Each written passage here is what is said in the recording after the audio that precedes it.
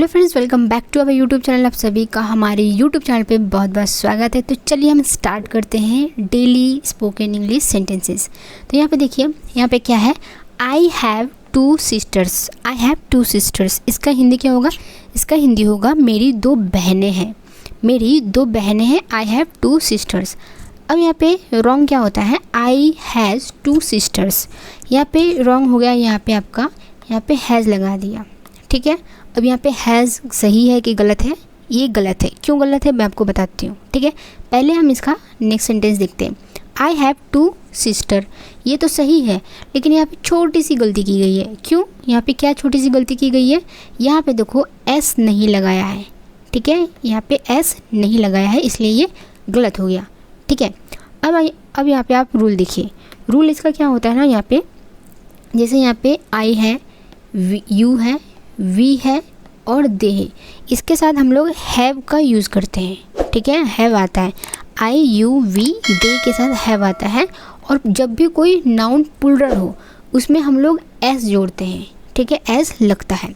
इससे क्या होता है ना कि अगर मेरे पास कोई एक से अधिक कोई चीज़ है, चाहे वो मेरी बहन हो या किताब हो, कोई भी चीज़ हो, तो हम उसको प्लूरल बोलेंगे ना कि देखो मेरे पास एक से अधिक कोई चीज़ें हैं, ठीक है। तो मेरी दो बहनें हैं, तो हम यहाँ पे क्या करेंगे? सिस्टर नहीं लगाएंगे, सिस्टर्स लगाएंगे, ठीक है। क्या लगाएंगे? सिस्टर्स। तो आई हैव टू सिस्टर्स। और यहाँ पे नोटिस करना, आई के साथ, यू के साथ, वी के साथ, दे के साथ क्या लगता है? हैव लगता है, ठीक है। और यहाँ पे हैज़ किसके साथ लगता है वो मैं आपको बताऊँगी। चलो बता ही देती हूँ मैं। हैज़ जो लगता है ही के साथ लगता है, सी के साथ लगता है, इट के साथ लगता है, ठीक है। हैज़ जो लगता है वो ही, सी और इट के साथ लगता है, ठीक है। और जो हैव है, यानी कि ये जो हैव है वो हम लोग आई यू वी दे के साथ लगाते हैं। आई होप कि क्लियर हो गया आपको। और जो भी कोई प्लूरल नाउन होता है तो उसमें हम लोग एस लगा देते हैं, ठीक है। जैसे sisters, I have two sisters, तो ये आपका पूरा राइट हो जाएगा, ठीक है। आइए नेक्स्ट सेंटेंस की तरफ बढ़ते हैं। अब यहाँ पे देखो, यहाँ पे क्या है? They are good friends. They are good friends, यहाँ पे क्या हो गया? इसका हिंदी हो गया वे अच्छे दोस्त हैं। दे आर गुड फ्रेंड्स, वे अच्छे दोस्त हैं। अब यहाँ पे जो गलती होती है, दे इज़ गुड फ्रेंड्स, यहाँ पे इज़ लग गया जो कि गलत हो गया आपका। उसके बाद यहाँ पे दे आर गुड फ्रेंड, यहाँ पे क्या गलती है? यहाँ पे एस नहीं लगा, ठीक है। अब इसको रूल देखते हैं तो आपको पता चलेगा। इसका रूल देखिए, यहाँ पे क्या है? ये आपका जो है वो एक प्लूरल सब्जेक्ट है। ये जो दे है ना, ये एक प्लूरल सब्जेक्ट है, ठीक है। यानी कि एक से अधिक की बात हम कर रहे हैं, यानी कि प्लूरल सब्जेक्ट है, ठीक है। प्लूरल सब्जेक्ट के लिए हमेशा हम आर का यूज़ करते हैं, आर यूज़ होता है। और प्लूरल नाउन के लिए, ठीक है, अगर जो नाउन है वो अगर प्लूरल हुआ तो उसमें हम लोग एस का यूज़ करेंगे, ठीक है। तो जैसे यहाँ पे आप देखो, दे है, दे के साथ हम लोग आर का यूज़ करेंगे। और जो नाउन जो है यहाँ पे फ्रेंड्स हैं, यानी कि हम एक से अधिक की दोस्तों की बात कर रहे हैं, तो जब हमारे एक से अधिक दोस्त हैं तो हम उसके लिए फ्रेंड्स यहाँ पे एस लगाएंगे। और यहाँ पे देखो दे आर गुड फ्रेंड है, यहाँ पे एस मैंने लिखा है, ठीक है। अगर यहाँ पे एस हो जाता ना तो ये सेंटेंस सेम टू सेम इसके ऐसा हो जाता, तो ये भी राइट होता। बट यहाँ पे एक छोटी सी मिस्टेक हो गई। देखो, अगर आप कभी भी कॉम्पिटिटिव एग्ज़ाम की तैयारी कर रहे हो या फिर आप स्पीकिंग कर रहे हो तो आपके प्रोनाउंसिएशन में ना ये चीज़ें काफ़ी क्लियर सुनाई देनी चाहिए, जिससे कि सामने वालों को पता चले कि हाँ आप जो बोल रहे हो ना वो पूरा ग्रामर बेस बोल रहे हो। इससे कि सामने वाला बोलेगा भाई साहब इसको नॉलेज है, ठीक है। तो जब आपका नॉलेज है तो उस तरह से आपको बोलना भी आना चाहिए। आपको जब बोलना तभी आएगा जब आपके अंदर वो चीज़ों की समझ होगी। जब आपके अंदर समझ आ जाएगी ना तो बोलना ऑटोमेटिक आ जाएगा। तो समझ के लिए आप हमारे चैनल को सब्सक्राइब कर लें। एंड वीडियो कैसे लगी आप हमें कमेंट बॉक्स पे कमेंट करके ज़रूर बताएं। तो चलिए अगला सेंटेंस की तरफ हम लोग बढ़ते हैं। यहाँ पे जो अगली सेंटेंस है, अगला सेंटेंस क्या है? यहाँ पे the baby is sleeping. The baby is sleeping, इसका हिंदी क्या होगा? इसका हिंदी ये है बच्चा सो रहा है। बच्चा सो रहा है, स्लीपिंग यानी सोना, स्लीप यानी सोना, और यहाँ पे आईएनजी लग रहा है यानी कि बच्चा अभी भी सो ही रहा है, ठीक है। अब यहाँ पे देखो बेबी, द बेबी स्लीपिंग, यहाँ पे क्या गायब है? यहाँ पे इज़ गायब है, तो यहाँ पे गलत हो जाएगा ये। नेक्स्ट यहाँ पे सेंटेंस क्या गलती क्या है? द बेबी आर लगा दिया है, द बेबी आर स्लीपिंग, तो ये भी आपका गलत हो जाएगा। क्यों? क्योंकि जो बेबी है यानी कि हम एक बच्चे की बात कर रहे हैं, यानी कि हम सिंगुलर एक बच्चन की हम बात कर रहे हैं, यानी कि सिंगुलर सब्जेक्ट की बात कर रहे हैं। तो जब हम सिंगुलर सब्जेक्ट की बात करते हैं, ठीक है, तो हम लोग यहाँ पे इज लगाते हैं। सिंगुलर सब्जेक्ट के साथ क्या लगाते हैं? इज लगाते हैं। और जब उसके साथ कंटिन्यूअस टेंस है तो हम इसमें वर्ब में आईएनजी लगा देंगे, ठीक है। तो यहाँ पे क्या हो गया आपका, द सिंगुलर सब्जेक्ट के साथ इज लगेगा और वर्ब के साथ आईएनजी लगेगा। क्यों? क्योंकि जो बच्चा है वो सोने का काम कर रहा है, बच्चा अभी भी सो ही रहा है, ठीक है, इसलिए ये कंटिन्यूअस टेंस में आ गया, ठीक है। द बेबी इज़ स्लीपिंग, तो बच्चा सो रहा है, ये आपका प्रेजेंट कंटिन्यूअस टेंस में आ गया, ठीक है। हम नेक्स्ट सेंटेंस की तरफ चलते हैं। नेक्स्ट सेंटेंस है do you like coffee. Do you like coffee, यहाँ पे देखो क्वेश्चन मार्क है, इसका हिंदी क्या होगा? क्या तुम्हें कॉफ़ी पसंद है? क्या तुम्हें कॉफ़ी पसंद है? Do you like coffee. अब यहाँ पे जो गलत सेंटेंस क्या है? डू यू लाइक्स कॉफ़ी, ये आपका गलत हो जाएगा। नेक्स्ट यहाँ पे क्या है? You do like coffee, you do like coffee, ये भी आपका गलत हो जाएगा। क्यों? क्योंकि यहाँ पे आप यहाँ पे नोटिस करो, देखो ध्यान से समझना, बहुत इंपॉर्टेंट है और ये बहुत ज़्यादा यूज़ होती है। क्वेश्चन जब हम बनाते हैं, ठीक है, क्वेश्चन बनाते वक्त हम लोग डू डज, ठीक है, डू डज, उसके बाद हम लोग सब्जेक्ट यहाँ पे क्या हो गया? यू हो गया।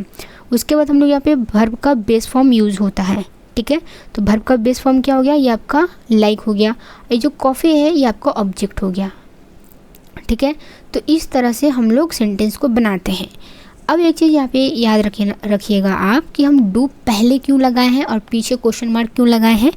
क्योंकि जब हम सामने वाला से उसका पसंद जानना चाहते हैं या फिर उसके बारे में जानना चाहते हैं या फिर हम सामने वाले से कोई चीज़ पूछ रहे हैं, तो जब भी हम कोई चीज़ सामने वाले से पूछेंगे तो हम उसमें हेल्पिंग वर्ब यूज़ करते हैं। हेल्पिंग वर्ब हम सब्जेक्ट से पहले यूज़ करते हैं, ठीक है। जैसे कि मैं आपको एक एग्जांपल देती हूँ, इज़ दिस योर पेन। अब यहाँ पे देखो इज जो है, ठीक है, यहाँ पे दिस योर का पहले आया है, ठीक है। इज़ दिस योर पेन, क्या ये कलम तुम्हारी है? यहाँ पे क्या करेंगे हम? एक क्वेश्चन मार्क लगा देंगे, क्या ये कलम तुम्हारी है? तो सामने वाला बोलेगा yes this is my pen, ठीक है, या फिर नो बोल सकता है, ठीक है।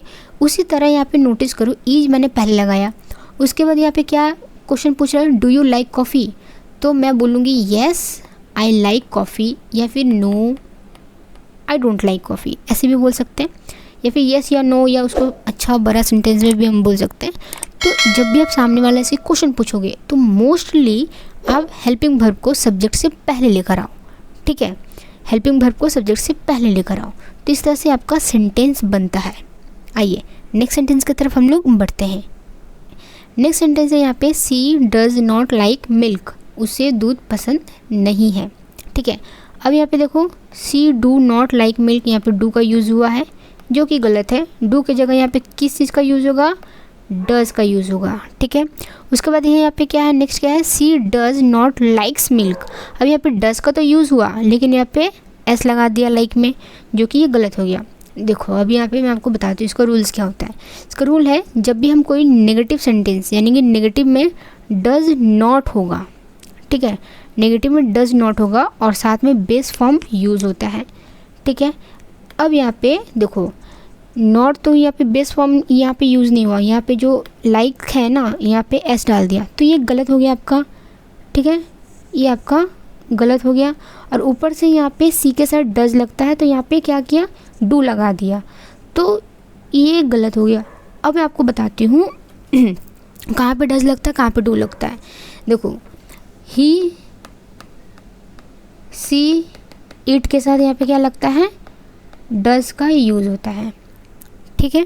तो ये चीज़ आपको दिमाग में रखना है, ही सी इट के साथ डज का यूज़ होता है, डू का नहीं। और इसके साथ जो वर्ब लगेगा ना वो सिंपल वर्ब होगा, बेस फॉर्म में वर्ब यूज़ होगा, जैसे कि लाइक, ठीक है। तो चलिए अब नेक्स्ट सेंटेंस की तरफ बढ़ते हैं। सेंटेंस है यहाँ पे बर्ड्स कैन फ्लाई, यानी कि इसका हिंदी जो होगा पक्षी उड़ सकते हैं। बर्ड्स कैन फ्लाई, पक्षी उड़ सकते हैं। यहाँ पे कैन का हिंदी होगा सकना। आप दौड़ सकते हो, अगर मैं आपको बोलूँ आप दौड़ सकते हो तो इसका हिंदी क्या, इसका इंग्लिश कैसे हम बोलेंगे? यू कैन रन, देखो मैंने कैन का यूज़ किया है, जैसे मैं आपको बताती हूँ, यू कैन रन, आप दौड़ सकते हो, ठीक है। तो यानी कि मैंने आपको बताया है कि आपके अंदर वो है क्षमता, आप दौड़ सकते हो। यू कैन रीड, ठीक है, यू कैन रीड, आप पढ़ सकते हो, हालांकि यहाँ पे छोटा आर होगा, ठीक है। यू कैन रीड, आप पढ़ सकते हो। तो यहाँ पे देखना कैन का मतलब आ गया आपका सकना, ठीक है, कैन का मतलब आ गया सकना, सकना, सकते हो, ठीक है, इस तरह से यूज़ होगा। अब यहाँ पे देखो बर्ड्स कैन फ्लाइज, यहाँ पे IES लगा दिया जो कि गलत हो जाएगा, ठीक है। उसके बाद है बर्ड्स कैन फ्लाइंग, ये भी आपका गलत हो जाएगा, क्योंकि मैंने आपको बताया था अगले वीडियो, पिछले वाले वीडियो पे, अगर नहीं देखे हो तो मैं आई बटन पे वीडियो का लिंक दे दूँगी, अब देख लीजिएगा। क्योंकि मैंने बताया था ये जो कैन है ये हमारा एक मॉडल वर्ब है। कैन क्या है, हमारा मॉडल वर्ब है, और मॉडल वर्ब में हम लोग बेस फॉर्म यूज़ करते हैं। जैसे यहाँ पे रूल में आप देख लो, यहाँ पे दिया ही हुआ है जो मॉडल वर्ब है, जैसे मॉडल वर्ब क्या क्या होता है, कैन होता है, मे होता है, मस्ट होता है, और भी क्या होता है, शुड होता है, वुड होता है, माइट होता है, बहुत सारी चीज़ होते हैं। जितना ज़्यादा आप वीडियो को फॉलो करोगे, जितना ज़्यादा आप प्रैक्टिस करोगे, आपको पता चलते जाएगा कि मॉडल्स वर्ब कितने होते हैं। साथ में मैं ग्रामर का भी क्लास लेकर आऊँगी, जिससे कि आपको अंदर और क्लैरिटी आ जाएगी, ठीक है। तो वीडियो को लाइक करें, चैनल को सब्सक्राइब करें। खैर पॉइंट पे आते हैं, मॉडल वर्ब है जैसे कि यहाँ पे कैन, मे, मस्ट, इसके बाद हम लोग बेस फॉर्म यूज़ करते हैं, ठीक है। Simple form, simple verb use करते हैं, ना ES लगेगा ना ING लगेगा, तो ये वाला सही हो जाएगा हमारा, ठीक है।